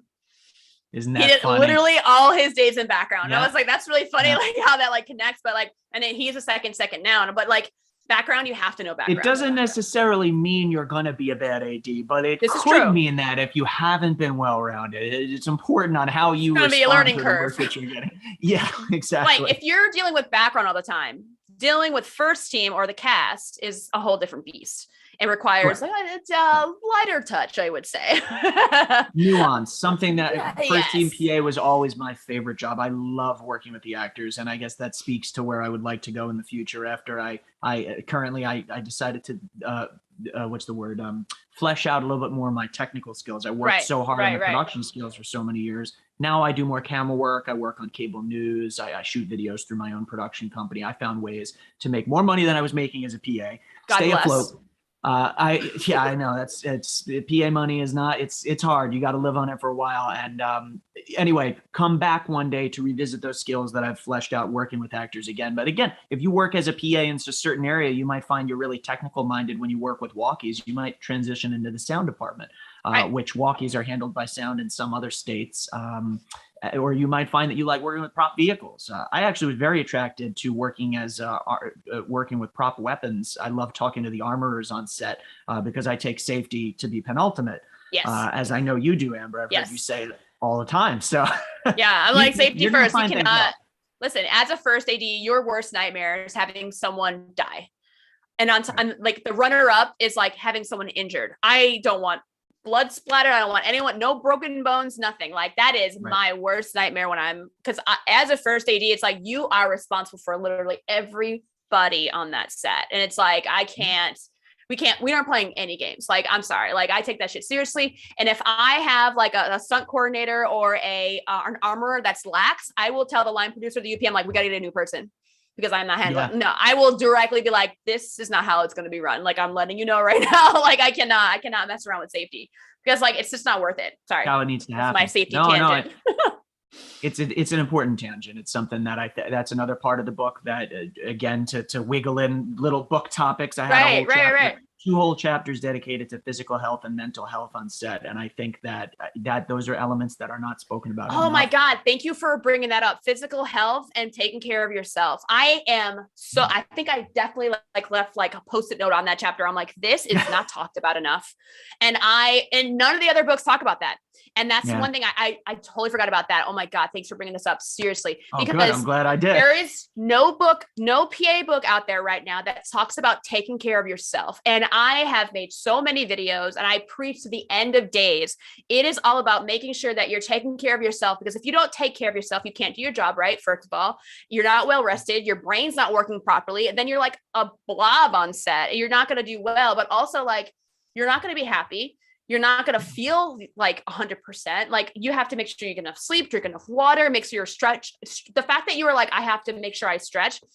My daily routine before I go to set, like I wake up, I have a big glass of water, and then I start stretching, and then I start like moving some type of exercise, and I do push-ups, and like I have to exercise and I have to stretch before work, because when I get home at the end of that 14, 15, 16-hour day, my body is like, no. And if I go to bed and I wake up and do the same thing again, and I don't like stretch it out and like exercise, you feel like garbage by the end of the week. Your body is like, you feel like you've been hit by a truck, and it's so important. And some people are like, yeah, but like, you know, the job and the rest. And I'm like, no, like you can say no to jobs. You will get another job. Don't think that you're not going to get another job. And people keep taking job after job after job. And I know so many, ADs where they were like running background and they were like, oh, but I'm just afraid of not getting another job. And I'm like, you're great at what you do. You will tap into whoever to get another job. Like you need a break. And this reminds me of someone specifically. He was we ran background together on Enemy Within. And we did 6 months of that job. And then he took like a day off, which was like a Saturday, and started Mr. Robot on a Sunday and was on that job for 4 months. Like, I'm just like, how? Like, I don't know. It's just like, you need at least a full weekend. Like you need at least like, I tend to take like a couple weeks off between each big job, or like a week off. Like, and I didn't do it when I did that job in Atlanta. I did 8 weeks in Atlanta, and then I took a weekend, drove back up to New York, and then went right back into 2 weeks of production, which I was like, I probably shouldn't have. That's probably why I quit that job. Because I was like, I don't need this shit. And like, I'm tired. Yeah. And then I had another job lined up after that. So I was like, you know what? It's probably best that I do quit this job. There were a number of reasons why, but also taking myself into account. Like I knew that if I didn't quit that job, then the stress of that job was just going to bleed into the next job that I had. And I think that's very important. It's like making sure that you take time to recharge and do what's right for you. Like it cannot be said enough. And it's just not said enough when it comes to PAs, because we get definitely overworked so much. We get like taken advantage of so often. Oh my God. And I just heard this on Friday when I was keying, like I was filling in. So I'm not on the job all the time, but then a PA was like, what about my 10-hour turnaround? I've heard this conversation being talked about, and I didn't really, direct my attention to it, but definitely kept an ear. And they're like, oh, well, we're not going to hire him anymore if he's worried about his 10-hour turnaround. Like, we're not owed a 10-hour turnaround. We're not. There's no union legal contract that states that. No. Right. But also, I think it's part of the AD department's job to make sure that each PA gets enough rest. You know, like, I believe DGA trainees, they're under a union contract because they're with the DGA. They get 9 hours of turnaround. So they have like a contract. And I think with all DGA ADs, it's 9 hours. Like, you can't evade that turnaround. But like, if I don't think it was unreasonable for him to be like, what about, you know, my turnaround? Like we immediately wrote him off. You know what I mean? It was kind of like, no, we can't hire him anymore if he's going to complain about turnaround. And I was like, oh my God. But that is what you're up against. And I think that is absolutely crazy. Because I think it's important to remind people, not to cut you off, but to add on that. No, yeah. And to say people will think, oh my gosh, if I open my mouth, if I become almost like a union-minded person, it's so weird in an industry that is so heavily unionized. The union line of talking is all of a sudden frowned upon because a PA might say it. I'm not saying that PAs should unionize, but the idea of adopting them to follow the same rules as the rest of the crew, I think anybody who questions that, you know, it's totally sane to ask that question, and it should be addressed. And it's something that if people wanted to learn more about it, Amber, have you seen Who Needs Sleep, the Haskell Wexler documentary? I think I have. It's probably been a while, but I think I have. It's a little bit old. I think what was it, 2006, but I'll drop the link. It's available from the cinematographers group online on Vimeo, free to watch. Anybody who's interested in the physical stressors and specifically sleep of working in the industry and getting fair turnaround, you should watch this documentary. It talks a lot about the way things are. And if you're not used to working on little sleep, it is something that I certainly had to adjust to. I didn't know, you know, in the beginning, I heard 12-hour days were normal. What I didn't know is most of those 12-hour days turn into 14-hour days and 15-hour days and 16-hour days. So that's something you should adapt to if you want to stick with it for a while. And the funny thing is about this show is that they had the 14-hour cap. So no one could go over 14 hours. And I think it just takes a little bit of care. And I noticed right away when ADs are trying to be a little lazy because they don't want to finagle the PA's times. They don't want to do the mental math. They're like, oh, mental gymnastics. Like, because they're trying to figure out like, okay. And I do that as a key. When I'm keying, like, I'm not going to give the film drop the person who has to wait for camera, wait for the download, and then take it to the post house. They're usually the last PA that's going to be working outside the paperwork PA. Like, I will not give the download or the camera to the PA that was in first. I usually try to give it to the PA that was in last. Because you're trying to respect the fact that, you know, why would I do that to somebody? But a lot of people don't want to put the mental effort in trying to figure out that type of stuff when it only takes like looking at your call sheet being like, oh, it's going to be this person. And I think it's just laziness. It definitely could be avoided, and it's just lazy on the AD departments, like on their front. And it's infuriating. Oh yeah. And then mental health too. It's something that, again, you could have a whole separate hour-long live stream dedicated to these topics alone. Yeah, much more than that. But people are very quick to say, I'm going to do everything possible to get ahead of everyone else and to be the best. And I know people who do it, and they're great, and they're very cutthroat. They can be, and there's nothing wrong with that per se. I guess if you want to be a workaholic, I support it, but also just make sure it's what you want to do. Some people can't do it, and you said it right, Amber. If it's what you want to do, if it's really what you enjoy, then go for it. But I don't think that. I think it's important that people know it's not necessary or mandatory. And if anybody who writes you off for bringing up a safety comment, whether it be physical or something, if somebody says, "Oh, we're not going to hire that person again," I write this in the book, but that's probably not someone you'd want to be working for anyway. Because they're going to, it's like, that's like a major red flag that they're definitely going to take that opportunity to take advantage of you somewhere else in some other type of way. But Raymond says, stay away from the craft service table. This is very, very true. People like when I am on set, like my additional PAs will be like, you know, what can I get for you? Do you need anything? I'm like, all I ever want, and you will never see me at the crafts. I'm never at Crafty. I never eat hot food because hot food comes out 3 hours after breakfast. Then there's 3 hours later, you're eating lunch. And then 4 hours later, there's another meal. Like, there's so much goddamn food. It's ridiculous. And crew members like thrive on that. Because sometimes like on those days where they're really like hustling, they need it as fuel, but also like it gets a little crazy. But I am a black coffee and gum person. That's all you ever need to get me. Okay. Because I stay away from like, unless it's like at the end of the night and I need a banana. Like I'm just like, I cannot, because the craft, like too much sugar. Oh my God, you're going to crash and burn. And also like some PAs have this problem where they first start as additionals and they're like overwhelmed at how much food and how much candy and how much like anything that you can imagine. Yeah, right. I was too when I first started. I was like, there's another meal. What? I'm allowed to use that juicer. I'm not going to get yelled at. Exactly. I remember that makes me think of like me wanting like juice. And I'm like, am I allowed to do that? Like I had the exact same thought. Like, am I high up enough to use the juicer? That must be a union juicer. I can't touch that. That's what I thought. People make fun of me because like, also like sometimes I don't get breakfast if I eat too late at night. And they're like, what do you want for breakfast? I'm like, if you can get me ginger shots, that's all I ever want. Like, just give me like 2 ginger shots. We're good. They're like, ginger shots. I'm like, they got it. Trust me. Catering has got those ginger shots because ginger shots, if you guys don't know, like for me, it is like the number one way to not get sick. You don't get colds. Yeah. It's like, I don't know for me, it's like cure all. I think ginger is like a natural, it's like the rhinovirus that causes colds. It's like a natural deterrent or something like that. So like it's up there with aloe in terms of like great vegan vitamin sources, so to speak. Right. So ginger is just like a whole other beast. So I'm like, I swear by it. Even when I'm not on set, I have like ginger shots in my fridge. Like before this live stream, I had a ginger shot. Like no joke. I have to do it every day. I have to do it every day. If not, I'm just not. I just feel like the day isn't complete until I have a ginger shot. Everybody's got their rituals. Yeah, it's so weird. Oh my God. That's so funny about craft services. But I've seen PAs gain a lot of weight. I've seen so many people gain a lot of weight, and I'm like I didn't see you when you first started. You not look like that. You definitely got to be careful. There was a time where I was putting on pounds because the thing is you're going so fast and so far that you don't realize. I've done it both ways. When I was a key, I would often forget to drink water, and that lends itself that opens up. Yeah, that opens up a lot of problems.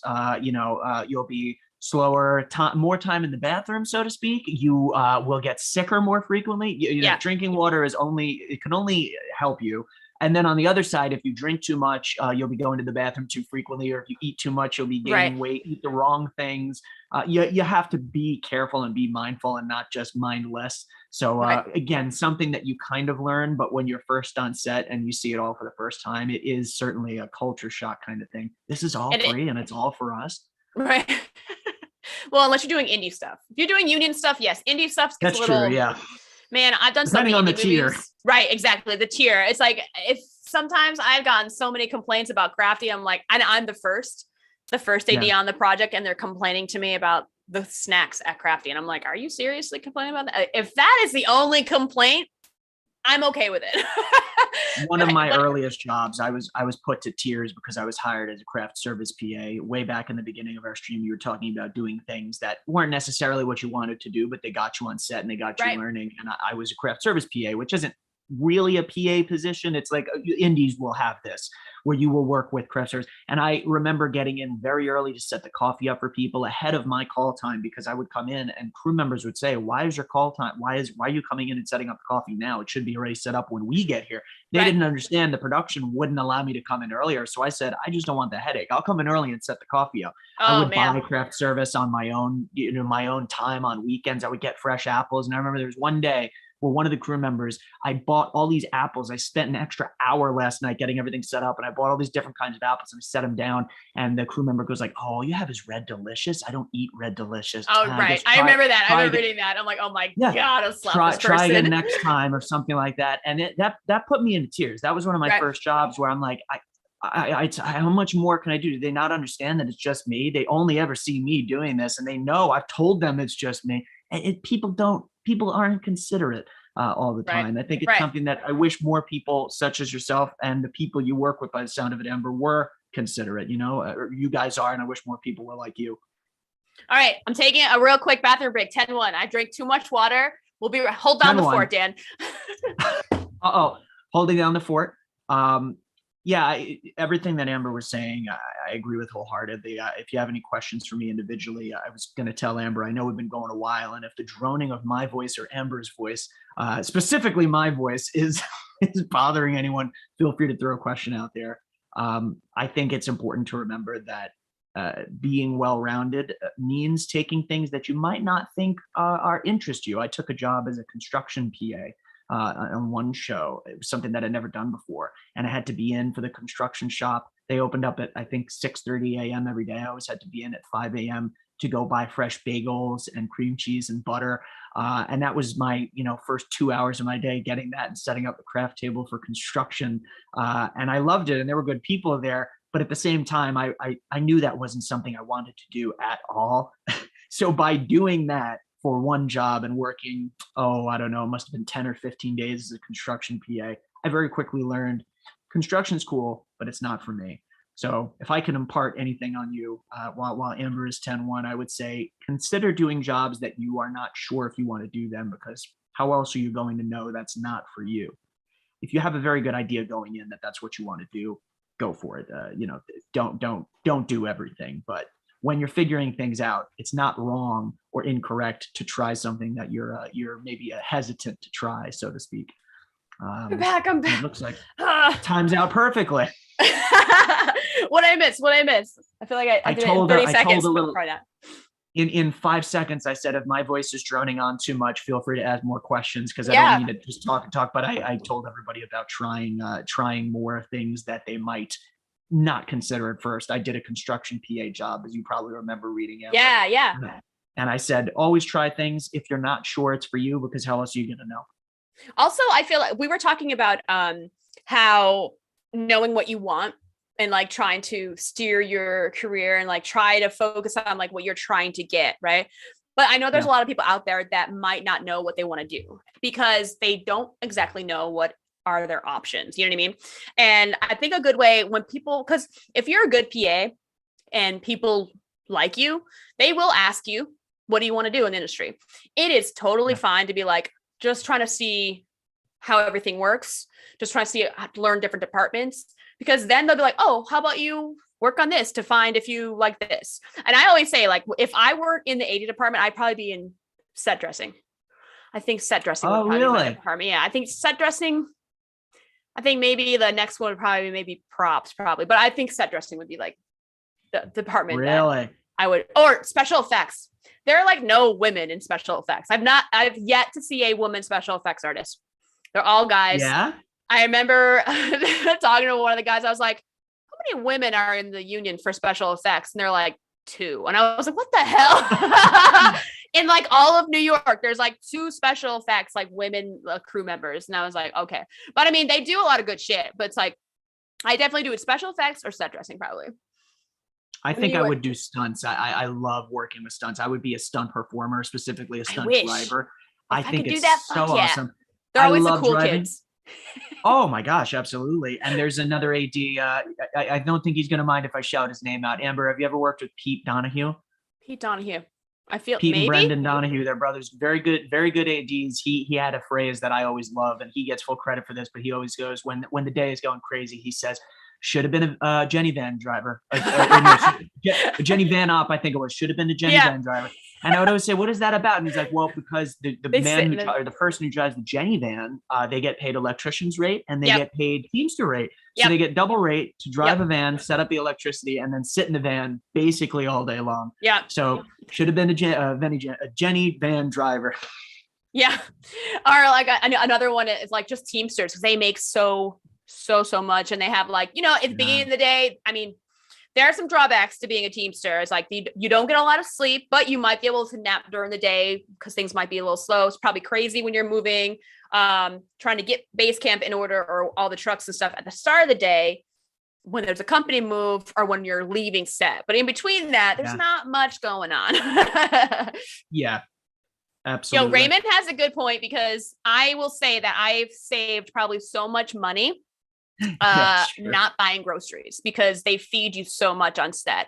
Like I eat the meals I need to on set, and I don't have to buy groceries. But the only thing is that it's kind of sad almost, because I'm not home enough to actually eat groceries. You know what I mean? You're like, oh, what's the drawback? It's like, you're not home, so you don't have to buy groceries, but also I'm not spending to buy groceries. It's like, you can't, it's like He's pros and cons. 1,000% right. When those hot meals come out, that I don't know if this is going to focus, but that picture of people, you know, you've got like the barbecue tray and all that food, all that's going to go to waste. And that's something that if you're willing to take it home, if you become friends with craft service, they'll say, do you want to take stuff home? I have been fed for weeks off of leftover hot meals that did not get eaten.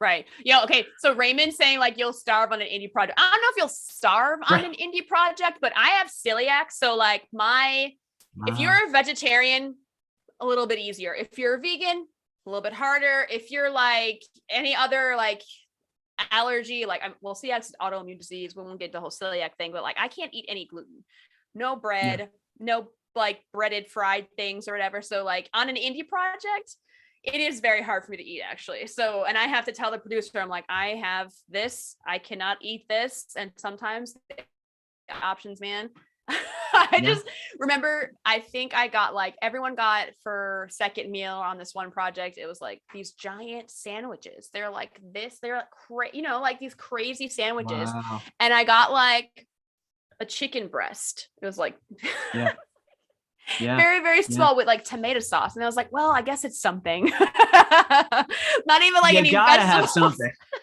I'm just like, God damn it. But yeah, what you just said though, talking to producers and letting them know is important. Maybe the first job right out of the gate when you're learning, you're not going to do this, but as you go on, I wrote, this is another quote in my book. There was an art director, or art department coordinator who I worked with, who he brought a dog to work every day. And I loved it. I thought it was so cute. It's the cutest little dog. And I remember saying, I love set dogs. I love them. I love when they're on set. Set dogs are great. They're like therapy dogs. They all become therapy dogs inherently by being on set.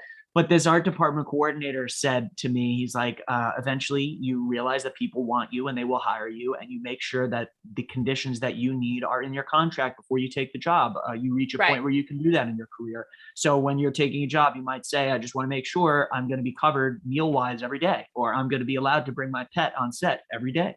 When you reach a point, again, maybe not right at the beginning, but you do enough jobs and people want to work with you, you can do that. I know so many ADs who just like, they have their dogs with them. I love it. And like there's one electrician brings his super tiny, I don't even know what type of dog is it, but it's like a little dog. It looks like a mini husky. Yeah. It was a mini husky, but he's always on the electric truck. And I'm like, oh, this cute ass dog. Oh, I love it.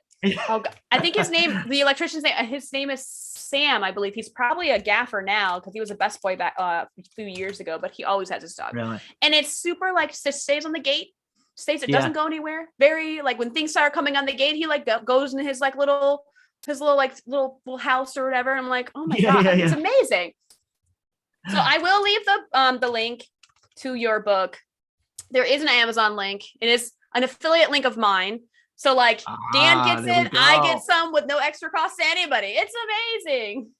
Come on now. There's affiliate links across the board. I know. And I have to, if you don't already have my YouTube channel link, I should probably leave that in the chat. Yeah, definitely leave that. I post videos infrequently, but you'll see all sorts of, sometimes they're PA stories, sometimes they're gaming things, sometimes I just do things for fun. So any way to stay creatively alive, I think is a good way to go about it. When you're working crazy hours on set every single day, you got to do something on the back end that's for you. You've got time for them and then time for you. So I will say we'll start to wrap this up because we've done this for like almost 2 hours, Dan. Great time. It doesn't feel like 5 minutes. Just feels like 5 minutes. If you have any other questions, we're happy to take any of your questions, answer your questions. Also, I am going to keep to this schedule, live stream on Sunday afternoon. So make sure you join me on Sundays. And any other last questions before we go? And then he'll leave his YouTube channel.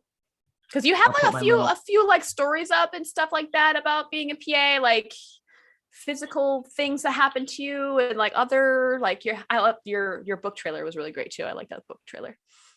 Thank you very much. That's what, and I want to thank Raymond and Jay and everyone else who's commenting about the book. I hope you guys are enjoying it, continue to enjoy it, do enjoy it. It means a lot to me that people are reading it, and I genuinely hope you learned something from it. I tried to put as many tidbits of wisdom in there as I could, and that Amber read it and also agrees that I did a decent job. I think that's a job well done. There are a few videos on my channel. I made a whole series about getting my own book published, which was, again, something I did to stay creatively active while I've been working on set as a camera operator, relearning the technical side of things so I can flesh out the production and the technical side. But I do try to post pretty frequently. Amber is the king or the queen as far as. Oh, you can say king. Fuck that. Gender neutral. I don't queen, give a fuck. you are the #1 leader when it comes to it's seriously in my book when it comes to industry news conversation, not just PA, but outside of that. I've really become a big fan of your channel. Oh, thank you so much. I hope everybody. I'm sure I don't need to say it, but everybody here, I think, should keep on watching these videos because I'm learning stuff. I'm learning stuff every time I watch them. So I thank you for continuing. I have fun making them. You know what? And I feel like every video I get a little bit better. I try to tweak something, get a little bit. I try to bring the entertainment because sometimes the stuff can be really dry. You know what I mean? And I'm trying to I try to make it fun. I try to make it fun. Like I had a lot of fun. I had a lot of fun making like the AD mistakes one that I just made. And one of my friends realized he was on set with me last week. We were on a camera test and he was like, Amber, you had a real good time putting that bad news bears quote in there, didn't you? I was like, I did. I was like, it's bad news bears, baby. And I was like, I love the fact that I was able to put that in there. And he's like, you can tell that you love that. Yes. Yeah, next week it'll be things I don't tell you as a set PA, which is kind of like, I don't know why, but like something strange things happen to you as a PA. Like, you get told like, oh, you're at the bottom of the barrel, you're this, you're that. But it's like, there's so many things in there where it's like, well, no one ever talks about that. So I think that's a really good video. I won't tell you. So everyone watches this video. It's coming out Wednesday. I have a few videos in, I guess, in line. I'm trying to figure out which one, because what I do, if anyone wants to know my tactics, right? So I write a bunch of videos. I spend a few hours writing each video, trying to research each video. And then I try to get like 3 videos written. And then I shoot those 3 videos all at one time. And then I edit week by week. If anyone's trying to tap into being a YouTuber. Because I mean, people are like, how do you do it? Success tips right here, everyone. I hope y'all are paying attention. If you're trying to be a YouTuber, because I encourage anyone, it's like if you are trying to be a filmmaker, a director, a DP, you need something for your reel. YouTube is a really, really great way to do that. And like I have a few other channels. I'm sure if you could, dig deep enough on Google and YouTube, like you'll find some of my channels where I have demo reels. Like I have an editing reel. I had a camera reel. I had I just had like small things that I made for myself. Like I had a short film that I put on my YouTube that was like from ages ago where people actually watched it. Someone shared it on a website somewhere and I got all of these views from it. And I was like, oh my God, it was a short film that I did all by myself when I just got my Canon T Rebel. Oh my God, this is years ago. Wow. And I actually still use that same camera because my camera has been tried and true for me. And I'm like, if there's nothing wrong with it, I am not replacing that camera. I'm like, I keep the same. Wrong with that? Yeah, right. I'm like, there's no reason to replace a camera if it's like working for you. Because my Rebel T4 is so old now, but I'm like, I'm waiting for it to die. But I'm like, no, I'm just gonna like keep going. I'm gonna keep going with it. But it was keep going. Right. I mean, I love Canon, so I'm totally like Canon like person. People are like, oh, Nikon, oh, Sony. I'm like, no, Canon, fuck that. But this video was about like attention, and like I remember. Emotionally, I think I had a crush on a guy or something like that. And I was like mad that he wasn't giving me attention. So I made this whole video about like not getting attention, but I made it kind of like weird. Like, I don't know. I had like really good shots in there. I was like really proud of myself. Like, look at me being all emotional and shit. And those are the kind of things that you then take and make your own little reel out of. If you go to my website, I have an older reel that I want to make a new one this year. And I do the same thing as you, Amber, incorporate the things that you're shooting now. So everybody should certainly stay tuned for more. I'll be tuning into that PA video because I love hearing everybody's stories are different. I'm totally serious. Like the stories in mine, I hope I make it abundantly clear when you read the book, if you do read the book, that I don't think I'm the best PA. I know I'm not the best PA. Me too. Sometimes I'm just like, I know there's like my trainees, I tell them all the time, I'm like, I want you to be better than me. That's the idea. Right. I want them to excel to hire me. there is always more to learn. I think it was Gil Bettman. He wrote a book about the first-time director. In his book, he wrote, for every person working in the industry, there are at least 10 other equally, if not more, qualified people who are trying to get that work. Right. So remember that there's always people out there. You know, there's always competition, so to speak. There's always people, but I think you can learn a lot from each other, and that's why tuning into your videos is great. And it's awesome to have been here today with you for this particular live stream. Yes. No, we have to like get the other things. I definitely want to have you back because it's just so great to talk to you. I feel like you should definitely be a personality. Like, I don't know. Do you speak to like schools and stuff? Like, I know you said you were doing like workshops and stuff with I definitely want to do that too. Like where I go to like schools and like talk for like an hour and be like, hey guys, you can do it too. I promise I'll scare the shit out of you, but then also tell you can do it. you do it incredibly well. I already, that's how as we've shared with everybody, that's how I found out about you, through the videos. But yes, I do try to talk to colleges and I'm in touch with them. I try to share my book with students now. My original background before I even made videos was as an actor in like childhood theater, and then community theater, and then high school theater, and then a little bit in college. And that was the point at when I said, I kind of like making the movies. I don't think I want to be in front of camera anymore. Right. So I guess maybe some of my energy channels those old childhood days. What's going on with Bazinga, by the way? Is there an I don't know. Anson Williams, I want to give you some love. Are you okay? Do you have a question? Why is it frozen? I hope it's not frozen. Goodness me, it shouldn't be frozen. Dun, dun, dun. I was wondering if it was an in-joke, because I'm like, what is going on? This is 20 comments of bass. And I'm like, yo, Anson Williams, like, I feel like you're trying to get our attention, and we love you. We're here. What is wrong? We're gonna hide. I'm gonna choose to hide that comment. Oh my God. What is happening? I have no idea. I feel like all right, I feel like we should wrap it up. Thank you so much for being here. Oh my God, it's been such great fun. I feel like definitely gonna meet for coffee. We're in the New York area. Like, hell yeah. Amen. Thank you very much. So much. Thank you everyone for watching and commenting. Definitely, I left the link to his book in the chat. Please check it out. I definitely, like, you're gonna get so much value out of it, and I feel like it's such a good, like, just a lot of good stuff that you'll take from it and bring it to set with you. And I feel like that is a vibe that I want PAs to bring to work with them when I hire PAs. So thank you so much. We'll end it here. Thank you so much for watching, everybody. And